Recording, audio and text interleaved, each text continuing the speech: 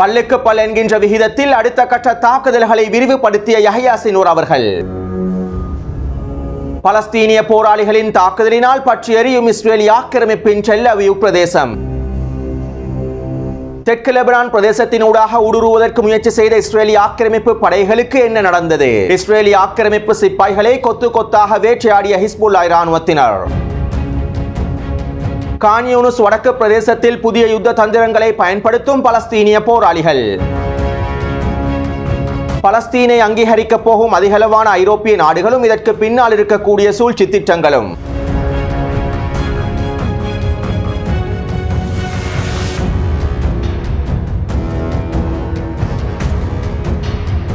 ஐரோப்பிய நாடுகளான Spain, Ireland, Norway உட்பட 146 நாடுகள் பலஸ்தீனிய தேசத்தினை அங்கீகரித்துள்ளன. சர்வதேச ரீதியில் 146 நாடுகள் பலஸ்தீனிய தேசத்தினை அங்கீகரித்துள்ளன. இவ்வாறு பலஸ்தீனிய தேசத்தினை 146 நாடுகள் அங்கீகரித்திருந்த போதிலும் பலஸ்தீனிய மக்களுக்கான உண்மையான பலஸ்தீனிய தேசத்தினை உருவாக்க முடியவில்லை. சர்வதேச நாடுகள் பலஸ்தீனிய தேசத்திற்கான அங்கீகாரத்தினை வழங்கியிருக்கின்ற போதிலும் உண்மையான பலஸ்தீனிய தேசம் உருவாக்கப்படவில்லை. மேலும் பலஸ்தீனிய தேசத்தினை அங்கீகரித்திருக்கக்கூடிய 146 நாடுகள் இஸ்ரேலிய ஆக்கிரமிப்பின் இனப்படுகொலை தாக்குதல்களை தடுத்து நிறுத்த முடியவில்லை. அமெரிக்க ஆக்கிரமிப்புக்கு எதிராக, ஜியோனிஸ் ஆக்கிரமிப்புக்கு எதிராக சர்வதேச சட்டங்களுக்கு அடிப்படையில் எந்தவிதமான நடவடிக்கைகளையும் மேற்கொள்ள முடியவில்லை. எனவே சர்வதேச நாடுகள் பலஸ்தீனிய தேசத்தினை அங்கீகரிப்பதனால் மாத்திரம் பலஸ்தீனிய மக்களுக்கான உண்மையான பலஸ்தீனிய தேசத்தினை உருவாக்க முடியாது என்பதனை இதிலிருந்து எங்களுக்கு தெளிவாக புரிந்து கொள்ளலாம். ஐநாவின் பாதுகாப்பு சபையில் அமெரிக்காவினால் பயன்படுத்தப்படக்கூடிய வீட்டோ அதிகாரத்தின் மூலமாக 146 நாடுகளுடைய அங்கீகாரமும் வலுவிழந்து போய்விடுகின்றன. எனவே உண்மையான பலஸ்தீனிய தேசத்தினை உருவாக்க வேண்டுமாக இருந்தால் பலஸ்தீனிய எதிர்ப்பின் மூலமாகத்தான் உருவாக்க முடியும் என்றும் சர்வதேச ஆய்வாளர்களே கருத்துக்களை வெளியிட்டுள்ளார்கள். இப்படியான நிலைமையில் தான் தற்போது பிரான்ஸ், பிரித்தானியா மற்றும் ஜெர்மனி போன்ற நாடுகள் பலஸ்தீனிய தேசத்தினை அங்கீகரிப்பதற்கான வேலை திட்டங்களை மேற்கொண்டு வருவதாகவும் செய்திகள் வெளியாகியுள்ளன. கடந்த ஒரு வாரமாக பிரான்சினுடைய அதிபர் மெக்ரோனின் தலைமையில் இந்த அடுத்த கட்ட பேச்சுவார்த்தைகளும் வேலை திட்டங்களும் மேற்கொள்ளப்பட்டு வருவதாகவும் ஐரோப்பிய ஊடகங்களின் மூலமாக செய்திகள் வெளியாகியுள்ளன. அத்தோடு இந்த 3 முக்கியமான ஐரோப்பிய நாடுகள் மாத்திரமல்லாமல் ஏனைய ஐரோப்பிய நாடுகளும் பலஸ்தீனிய தேசத்தினை அங்கீகரிப்பதற்கான வேலை திட்டங்களில் இணைந்து கொண்டிருப்பதாகவும் தெரிவிக்கப்படுகின்றது. இவ்வாறான ஐரோப்பிய நாடுகள் பலஸ்தீனிய தேசத்தினை அங்கீகரிப்பதில் எந்தவிதமான பிரச்சனையும் இல்லை. ஆனால் தற்போது மெக்ரோனினுடைய தலைமைக்கு கீழால் மேற்கொள்ளப்படக்கூடிய இந்த திட்டத்திற்கு பின்னால் சில சூழ்ச்சிகளும் நிபந்தனைகளும் விதிக்கப்பட்டுள்ளன. அதாவது ஈரான் மற்றும் பிராந்தியத்தில் இருக்கக்கூடிய எதிர்ப்பு அச்சுக்கள் இஸ்ரேலிய ஆக்கிரமிப்பின் பாதுகாப்பிற்கு உத்தரவாதம் அளிக்க வேண்டும் என்றும் ஈரானிய தரப்பினர் பலஸ்தீனிய போராளிகளுக்கு வழங்கக்கூடிய அனைத்து உதவிகளையும் முழுமையாக தடுத்து நிறுத்த வேண்டும் என்றும் இந்த திட்டத்தின் நிபந்தனைகளாகவும் முன்வைத்துள்ளார்கள். நாங்கள் பலஸ்தீனிய தேசத்தினை பேரளவில் அங்கீகரிக்கின்றோம். அதற்கு ஈடாக இஸ்ரேலிய ஆக்கிரமிப்பின் பாதுகாப்பு உறுதிப்படுத்தப்பட வேண்டும். ஈரானிய தரப்பினர் இஸ்ரேலிய ஆக்கிரமிப்புக்கு எதிராக செயற்படக்கூடாது. மேலும் பிராந்தியத்தில் இருக்கக்கூடிய எதிர்ப்பு அச்சுக்களும் இஸ்ரேலிய ஆக்கிரமிப்புக்கு எதிராக செயற்படக்கூடாது. குறிப்பாக பலஸ்தீனிய போராளிகளுக்கு ஈரானிய தரப்பினர் எந்தவிதமான உதவிகளையும் மேற்கொள்ளக்கூடாது என இந்த திட்டத்திற்கு பின்னால் நிபந்தனைகள் விதிக்கப்பட்டுள்ளது என்கின்ற செய்திகள் வெளியாகியுள்ளன. அதாவது இந்த திட்டத்தின் மூலமாக இவர்கள் உண்மையிலேயே பலஸ்தீனிய தேசத்தினை அங்கீகரிக்க விரும்பவில்லை, இஸ்ரேலிய ஆக்கிரமிப்பினை பாதுகாப்பதற்கு தான் விரும்புகின்றார்கள். இந்த திட்டமானது பலஸ்தீனிய தேசத்தினை அங்கீகரிக்கக்கூடிய திட்டம் அல்ல, இஸ்ரேலிய ஆக்கிரமிப்பினை பாதுகாக்கக்கூடிய திட்டமாகும். ஏற்கனவே பலஸ்தீனிய தேசத்தினை 146 நாடுகள் அங்கீகரித்தும் எந்தவிதமான மாற்றங்களும் ஏற்படுத்தப்படவில்லை. இப்படியான நிலைமையில் பேரளவில் மாத்திரம் பலஸ்தீனிய தேசத்தினை அங்கீகரிப்பதற்காக இவ்வாறான நிபந்தனைகளை விதித்திருப்பது ஒரு வேடிக்கையான விடயமாகவே பார்க்கப்படுகின்றது. மேலும் இனி வரக்கூடிய நாட்களில் மெக்ரோனின் தலைமையில் இந்த திட்டமானது வெளிப்படுத்தப்படும் என்றும் மத்திய கிழக்கு ஆய்வாளர்கள் சுட்டிக்காட்டியுள்ளார்கள். அது மட்டுமல்லாமல் குறித்த செய்தியினை டெஹ்ரான் டைம்ஸ் ஊடகமும் உறுதிப்படுத்தியுள்ளது. எனவே காசாவிலே இவ்வளவு மிகப்பெரிய இனப்படுகொலை தாக்குதல்கள் மேற்கொள்ளப்பட்டதற்கு பிறகும் ஐரோப்பிய நாட்டு தலைமைகள், மேற்கத்திய நாட்டு தலைமைகள் இஸ்ரேலிய ஆக்கிரமிப்பினை பாதுகாப்பதற்காகத்தான் அடுத்த கட்ட வேலை திட்டங்களை மேற்கொண்டு வருகின்றார்கள் என்பதும் இவர்களுடைய மனிதநேயமற்ற தன்மையினை பிரதிபலிக்கின்றது. அடுத்த யுத்த நிறுத்த பேச்சுவார்த்தைகளில் ஹமாஸ் தரப்பினருடைய நிலைப்பாடை அறிவிக்கும் முகமாக உத்தியோகபூர்வமான அறிக்கை ஒன்றினை வெளியிட்டிருந்தார்கள். நாங்கள் மே மாதம் ஜோ பைடனினால் முன்வைக்கப்பட்ட ஒப்பந்தத்தையும் ஐநாவின் பாதுகாப்பு சபையிலே நிறைவேற்றப்பட்ட தீர்மானத்தையும் வரவேற்கின்றோம். மேலும் அந்த தீர்மானத்திற்கு அமைவாகத்தான் பல கட்ட பேச்சுவார்த்தைகள் மேற்கொள்ளப்பட்டு ஜூலை 2ஆம் தேதி தீர்மானம் ஒப்புக்கொள்ளப்பட்டது.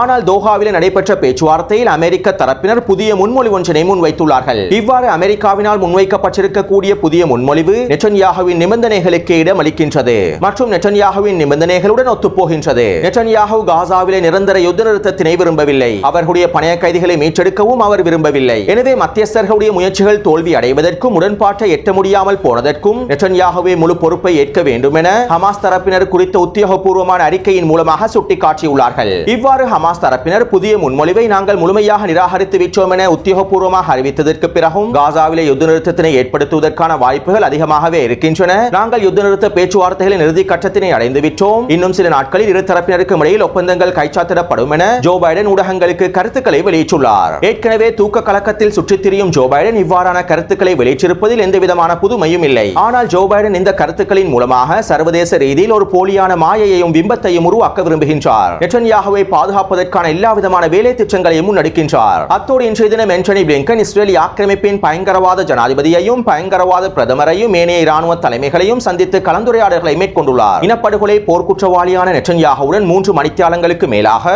ஆண்டனி பிளிங்கன் தனியாக கலந்துரையாடல்களை மேற்கொண்டிருப்பதாகவும் இஸ்ரேல் ஆக்கிரமிப்பு ஊடகங்கள் சுட்டிக்காட்டியுள்ளன.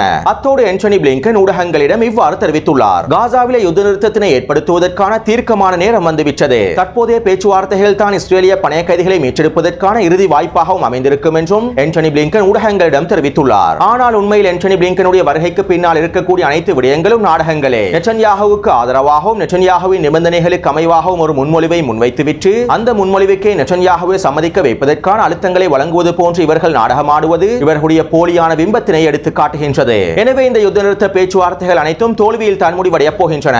இது நெட்டன்யாகுவுக்கும் ஆண்டனி பிளிங்கனுக்கும் ஜோ பைடனுக்கும் நன்றாகவே தெரியும். அவர்களுக்கு தேவையான நேரத்தினை பெற்றுக் கொள்வதற்காகத்தான் காலம் கடத்தி வருகின்றார்கள்.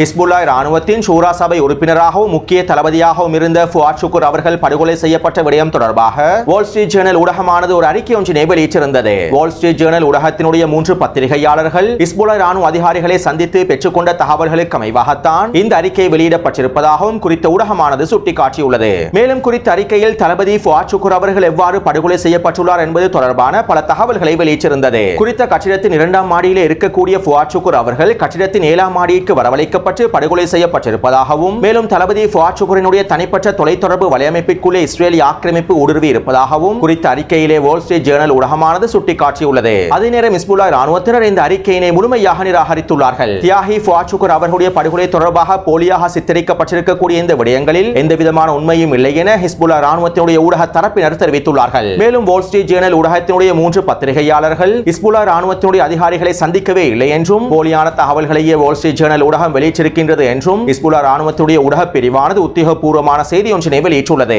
அடுத்து தளபதி ஃபுஆத் ஷுக்குர் அவர்களுடைய படுகொலைக்கான பதிலடி தாக்குதல்களை ஹிஸ்புல்லா ராணுவத்தினர் அவசரமாக நடத்த வேண்டும் என்றும் இஸ்ரேலிய ஆக்கிரமிப்புக்கு எதிரான விரிவாக்க தாக்குதல்களை ஆரம்பிக்க வேண்டும் என்றும் காசாவின் யுத்த நிறுத்த பேச்சுவார்த்தைகள் முடியும் வரை காத்திருப்பதில் எந்த விதமான பயனும் இல்லை என்றும் இதனால் காலம் தாமதிக்காமல் இஸ்ரேலிய ஆக்கிரமிப்புக்கு எதிரான விரிவாக்க தாக்குதல்களை ஆரம்பிக்க வேண்டும் என்று ஹிஸ்புல்லா ராணுவத்தினுடைய பாராளுமன்ற உறுப்பினர் குறிப்பிட்டுள்ளார். அதாவது காசாவின் யுத்த நிறுத்த பேச்சுவார்த்தைகளை காரணம் காட்டி அமெரிக்க ஆக்கிரமிப்பும் இஸ்ரேலிய ஆக்கிரமிப்பும் அவர்களுக்கு தேவையான நேரத்தினை பெற்றுக் கொள்கின்றார்கள். எனவே இவற்றினை பொருட்படுத்தாமல் ஹிஸ்புல்லா ராணுவத்தினர் பதிலடி தாக்குதல்களையும் விரிவாக்க தாக்குதல்களையும் ஆரம்பிக்க வேண்டும் என்று ஹிஸ்புல்லா ராணுவத்தினுடைய பாராளுமன்ற உறுப்பினர் சுட்டிக்காட்டியுள்ளார். அடுத்து ஹிஸ்புல்லா ராணுவத்தினர் ஆக்கிரமிக்கப்பட்ட வடக்கு பிரதேசத்தில் அவர்களுடைய தாக்குதல்களுடைய எண்ணிக்கையையும் வீரியத்தையும் அதிகப்படுத்தியுள்ளார்கள். கடந்த வாரத்தை விட இந்த வாரத்திலே ஹிஸ்புல்லா ராணுவத்தினுடைய தாக்குதல்களுடைய வீரியம் அதிகரிக்கப்பட்டுள்ளது. இதற்கமைவாக நேற்றைய தினம் ஹிஸ்புல்லா ராணுவத்தினர் ஆக்கிரமிக்கப்பட்ட வடக்கு பிரதேசத்தில் மொத்தமாக 11 தாக்குதல்களை மேற்கொண்டிருந்தார்கள். 6 ஆக்கிரமிக்கப்பட்ட இராணுவ தளங்களை இலக்கு வைத்தும் 5 இஸ்ரேலிய ஆக்கிரமிப்பு சிப்பாய்கள் பதுங்கியிருக்கக்கூடிய புள்ளிகளை இலக்கு வைத்தும் புர்கான் ஏவுகணை மற்றும் கவசதிர் ஏவுகணை தாக்குதல்களை மேற்கொண்டிருந்தார்கள். நேற்றைய தினம் ஹிஸ்புல்லா ராணுவத்தினர் மேற்கொண்ட தாக்குதலில் பல இஸ்ரேலிய ஆக்கிரமிப்பு சிப்பாய்கள் கொத்து கொத்தாக வேட்டையாடப்பட்டுள்ளார்கள்.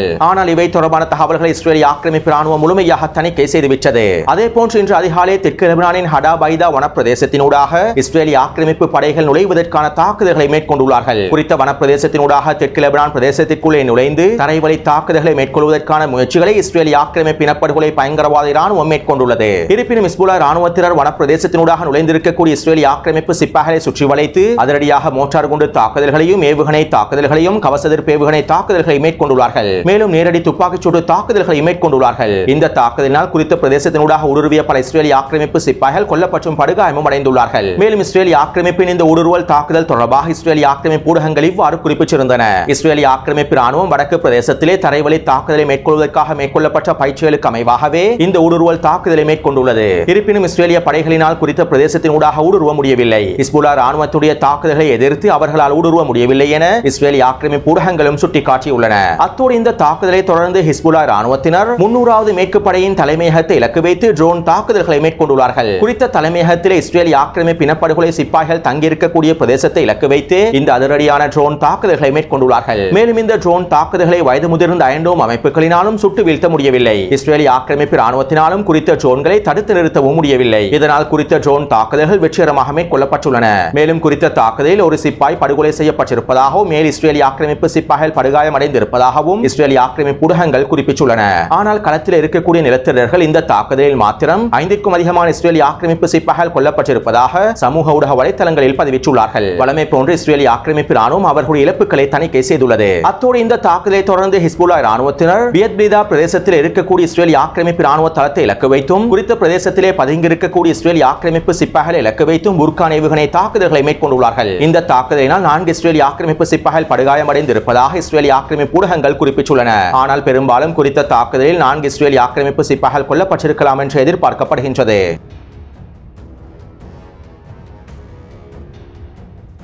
இஸ்ரேலிய ஆக்கிரமிப்பு இனப்படுகொலை பயங்கரவாத கோலை ராணுவம் பலஸ்தீனிய மக்கள் மீதான தாக்குதல்களை அதிகரிப்பதற்காகவும் பலஸ்தீனிய மக்களுடைய உரிமைகளை அளிப்பதற்காகவும் இஸ்ரேலிய ஆக்கிரமிப்பு மக்களுக்கு தொடர்ச்சியாக ஆயுதங்களை வழங்கி வருகின்றது. கடந்த 10 மாதத்திற்குள் மாத்திரம் இஸ்ரேலிய ஆக்கிரமிப்பு இனப்படுகொலை பயங்கரவாத ராணுவம் 10 லட்சத்திற்கும் அதிகமான இஸ்ரேலிய ஆக்கிரமிப்பு மக்களுக்கு ஆயுதங்களை வழங்கியுள்ளது. மேலும் சில இஸ்ரேலிய ஆக்கிரமிப்பு பயங்கரவாத நிறுவனங்கள் இஸ்ரேலிய ஆக்கிரமிப்பு மக்களுக்கு ஆயுத விற்பனையையும் மேற்கொண்டு வருகின்றன. இதனால் இஸ்ரேலிய ஆக்கிரமிப்பு மக்கள் பலஸ்தீனிய மக்கள் மீதான தாக்குதல்களை மேற்கொண்டு வருகின்றார்கள். பலஸ்தீனிய இளைஞர்களையும் பெண்களையும் குழந்தைகளையும் இலக்கு வைத்து ஆயுதமேந்திய இஸ்ரேலிய ஆக்கிரமிப்பு மக்கள் தாக்குதல்களை மேற்கொண்டு வருகின்றார்கள். இவ்வாறான தாக்குதலின் மூலமாக மாத்திரம் பல பலஸ்தீனிய மக்கள் இனப்படுகொலை செய்யப்பட்டுள்ளார்கள். மேலும் ஆயுதமேந்திய இஸ்ரேலிய ஆக்கிரமிப்பு மக்கள் இந்த ஆயுதங்களை பயன்படுத்தி பலஸ்தீனிய மக்களுடைய நிலங்களையும் சொத்துக்களையும் அபகரித்துக் கொள்கின்றார்கள். எனவே இவ்வாறு ஆயுதமேந்தி இருக்கக்கூடிய இஸ்ரேலிய ஆக்கிரமிப்பு மக்கள் ஆயுதங்களின் மூலமாக தாக்குதல்களை மேற்கொள்ளக்கூடிய இஸ்ரேலிய ஆக்கிரமிப்பு மக்கள் சாதாரண மக்களாக கருதப்பட மாட்டார்கள். இஸ்ரேலிய ஆக்கிரமிப்பு ராணுவம் செய்யக்கூடிய அதே வேலையை தான் இஸ்ரேலிய ஆக்கிரமிப்பு மக்களும் செய்கின்றார்கள். எனவே இவர்கள் சாதாரண மக்களன்றி ஆயுதமேந்திய நிலத்திரர்களாகவே கருதப்படுகின்றார்கள். இதனால் தான் கடந்த வாரம் யஹ்யா சின்வர் அவர்கள் அதிரடியான கட்டளை ஒன்றினை வெளியிட்டிருந்தார். கண்ட இடத்திலெல்லாம் தாக்குதல்களை மேற்கொண்டு அவர்களை அழித்து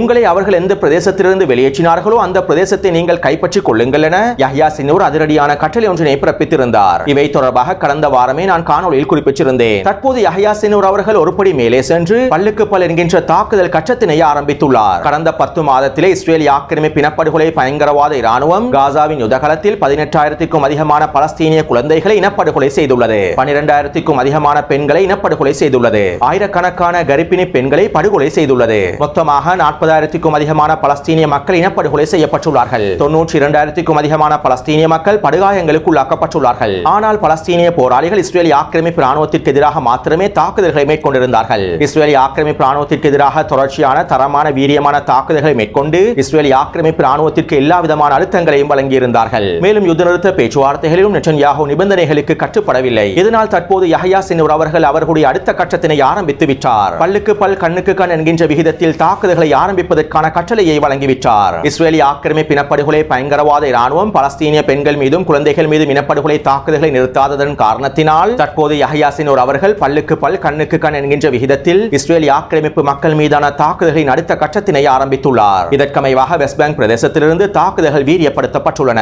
நேற்று காலை கல்கிலியா பிரதேசத்திலே பலஸ்தீனிய இளைஞர் ஒருவர் ஆயுதமேந்திய நிலத்திரர் ஒருவரை சுத்தியலால் தாக்கி அடித்து கொலை செய்துள்ளார். இதைத் தொடர்ந்து நேற்றிரவு டெல் அவீவினுடைய மத்திய பிரதேசத்தில் மிகப்பெரிய வெடிகுண்டு தாக்குதல் ஒன்று மேற்கொள்ளப்பட்டுள்ளது. இந்த தாக்குதலிலும் பல நிலத்திரர்கள் படுகொலை செய்யப்பட்டுள்ளார்கள். ஆரம்பத்தில் இந்த தாக்குதல் பலஸ்தீனிய போராளிகளால் மேற்கொள்ளப்பட்ட தாக்குதல் அல்ல என்றும் செய்திகள் வெளியாகி இருந்தன. இஸ்ரேலிய ஆக்கிரமிப்பின் பாதுகாப்பை மீறி டெல் அவீவ் மத்திய பிரதேசத்திற்குள்ளே பலஸ்தீனிய போராளிகளால் நுழைய முடியாது என்றும் இந்த தாக்குதலை அவர்களால் மேற்கொள்ள முடியாது என்றும் இஸ்ரேலிய ஆக்கிரமிப்பு தலைமைகள் குறிப்பிட்டிருந்தார்கள். ஆனால் இன்று மாலை அல்-கஸாம் படையினரும் அல்-குதுஸ் படையினரும் டெல் அவீவ் மத்திய பிரதேசத்தில் நடைபெற்ற தாக்குதலுக்கு பொறுப்பேற்றுள்ளார்கள். இஸ்ரேலிய ஆக்கிரமிப்பு இனப்படுகொலை ராணுவம் தங்களுடைய பெண்களையும் குழந்தைகளையும் இனப்படுகொலை செய்வதை நிறுத்தாவிட்டால் இதேபோன்ற அதிகளவான தாக்குதல்கள் டெல் அவீவ் பிரதேசத்திலே மேற்கொள்ளப்படும் என்றும் அல்-கஸாம் மற்றும் அல்-குதுஸ் படையினர் எச்சரிக்கை செய்தியை வெளியிட்டுள்ளார்கள். அத்தோடு பல்லுக்கு பல் என்கின்ற பலஸ்தீனிய போராளிகளின் இந்த அடுத்த கட்ட நகர்வானது இஸ்ரேலிய ஆக்கிரமிப்புக்கு மிகப்பெரிய சவாலாக அமைய போகின்றது என்றும் அல்-குதுஸ் ஊடகத்தினுடைய இராணுவ ஆய்வாளர்கள் குறிப்பிட்டுள்ளார்கள். அடுத்து காசாவின் யுத்தகலத்தில் இஸ்ரேலிய ஆக்கிரமிப்பு இனப்படுகொலை படுகொலை பயங்கரவாத இராணுவம் கான் யூனிஸின் வடகிழக்கு பிரதேசமான அல்-கராரா பிரதேசத்தினூடாக ஊடுருவி மேற்கு பிரதேசமான ஹமாத் பிரதேசத்தினை அடைந்துள்ளது. குறித்த வரைபடத்தில் இலக்கம் ஒன்றினால் குறிப்பிடப்பட்டிருக்கக்கூடிய பிரதேசத்தில் தான் தற்போது இஸ்ரேலிய ஆக்கிரமிப்பு இனப்படுகொலை இராணுவம் நிலை கொண்டுள்ளது.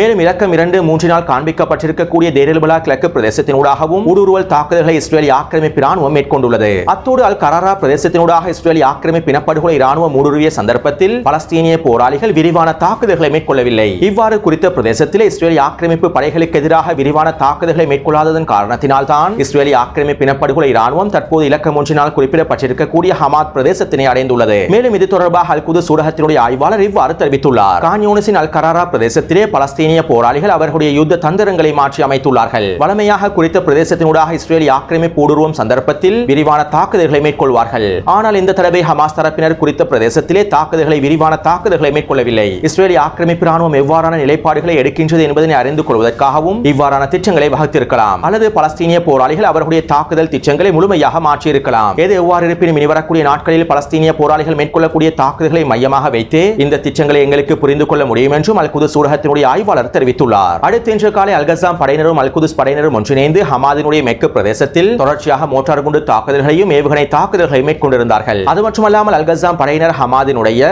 அல்-ஹவுஸ் பிரதேசத்திலே பெரல் வெடிகுண்டை பயன்படுத்தி ஒரு தரமான பொறி ஒன்றினை வைத்திருந்தார்கள். இந்த பொறியிலே 10 இஸ்ரேலிய ஆக்கிரமிப்பு சிப்பாய்கள் சிக்கி வெடித்து சிதறியுள்ளார்கள். அதே போன்று ரஃபாவின் தாலல் சுல்தான் பிரதேசத்திலே உமர் அல்-காசிம் படையினர் RPG ஏவுகணை மூலமாக 2 மெர்காவா போர் தங்கி வாகனங்களை அளித்துள்ளார்கள். மேலும் குறித்த பிரதேசத்திலே தொடர்ச்சியான ஒஃபென்சிவ் தாக்குதல்களை மேற்கொண்டுள்ளார்கள். அடுத்து அல்-அக்ஸா படையினர் ரஃபாவின் ஜலாட்டா பிரதேசத்தில் ஒரு மெர்காவா போர் தங்கி வாகனத்தையும் சவுதி சுற்றுப்புற வட்டாரத்தில் ஒரு மெர்காவா போர் தங்கி வாகனத்தையும் அளித்துள்ளார்கள். மேலும் குறித்த பிரதேசத்திலே ஒஃபென்சிவ் தாக்குதல்களை மேற்கொண்டு பல இஸ்ரேலிய ஆக்கிரமிப்பு சிப்பாய்களை பூஜ்ய தூரத்தில் அளித்துள்ளார்கள். எனவே நேற்று மாலை 6 மணியிலிருந்து இன்று மாலை 6 மணி வரையில் கிடைக்கப்பெற்ற தகவல்களுக்கு அமைவாக 4 மெர்காவா போர் தங்கி வாகனங்கள் அளிக்கப்பட்டுள்ளன.